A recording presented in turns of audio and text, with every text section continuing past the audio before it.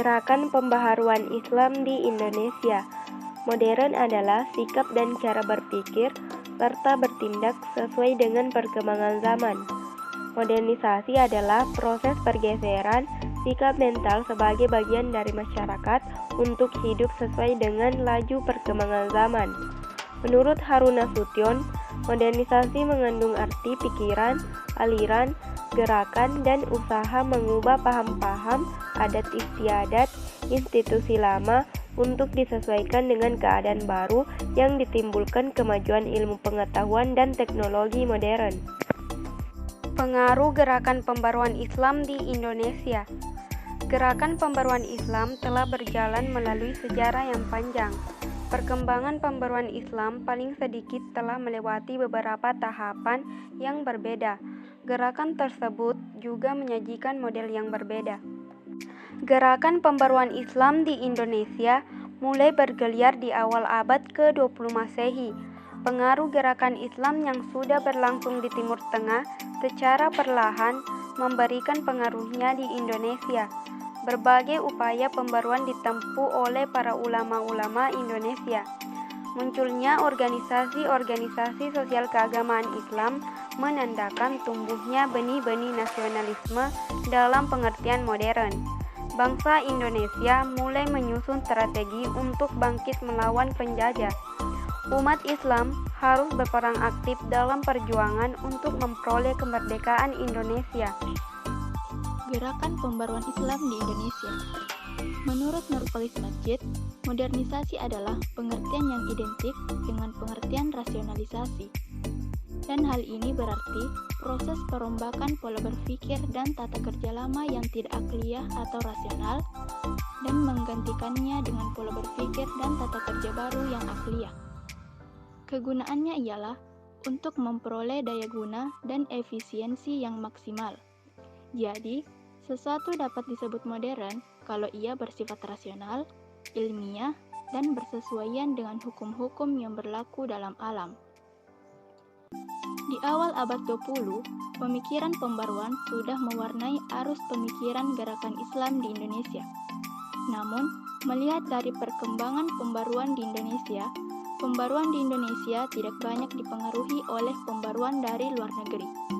Hal tersebut diasumsikan bahwa pergerakan pembaruan yang terjadi di Indonesia banyak dipengaruhi oleh pemikiran nasionalisme kebangsaan.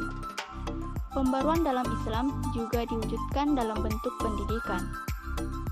Pembaruan dalam pendidikan didasari argumentasi bahwa lembaga pendidikan merupakan media yang paling efektif untuk menumbuhkan gagasan-gagasan baru. Pembaruan di Indonesia dipelopori oleh tokoh-tokoh organisasi keagamaan dan sosial, di antaranya Kiai Haji Ahmad Dahlan atau Muhammadiyah, Hadratus Syekh Hasyim Asy'ari atau Nahdlatul Ulama, Haji Ahmad Surkati atau Al-Irsyad, Samsam atau Persis. Para ulama tersebut banyak belajar ilmu agama di Indonesia dan menimba ilmu di Makkah. Di antara tokoh lainnya adalah Hos Cokroaminoto atau Syarikat Islam, yang dikenal menggali inspirasi dari ide-ide pembaruan Islam dari anak benua India. Ada beberapa jalur masuknya ide-ide pembaruan dari luar ke Indonesia, di antaranya adalah 1.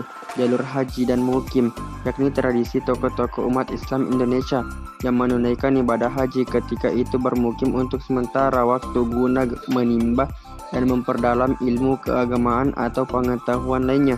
2. Jalur publikasi, yakni berupa jurnal atau majalah-majalah yang memuat ide-ide pembaruan Islam, baik dari terbitan Mesir maupun Beirut. 3. Peran mahasiswa yang sempat menimba ilmu di Timur Tengah. Berkembangnya gerakan pembaruan Islam di Indonesia di tengah-tengah masyarakat. Secara umum pada awal abad 20 tersebut, corak gerakan keagamaan Islam di Indonesia dapat dibagi dengan beberapa kelompok sebagai berikut. 1. Tradisionalis konservatis, yakni mereka yang menolak kecenderungan westernisasi atau pembaratan dengan mengatasnamakan Islam yang secara pemahaman dan pengamalan melestarikan tradisi-tradisi yang bercorak lokal. Pendukung kelompok ini rata-rata di kalangan ulama, tarekat, dan pendukung pendesaan. 2. Reformis dan modernis, yakni mereka menegaskan relevansi Islam untuk semua lapangan kehidupan, baik privat maupun publik. Islam dipandang memiliki karakter fleksibilitas dalam berinteraksi dengan perkembangan zaman. 3. Radikal Puritan, seraya sepakat dengan klaim fleksibilitas Islam di tengah arus zaman. Mereka enggan memakai kecenderungan kaum modernis dalam memanfaatkan ide-ide Barat. Mereka lebih percaya pada penafsiran yang disebutnya sebagai murni Islam. Kelompok ini juga mengkritik pemikiran dan cara-cara implementatif kaum tradisionalis. Sebagai pengayaan, menarik jika tipologi ini dikomparasikan dengan kasus gerakan Islam yang berkembang di Turki.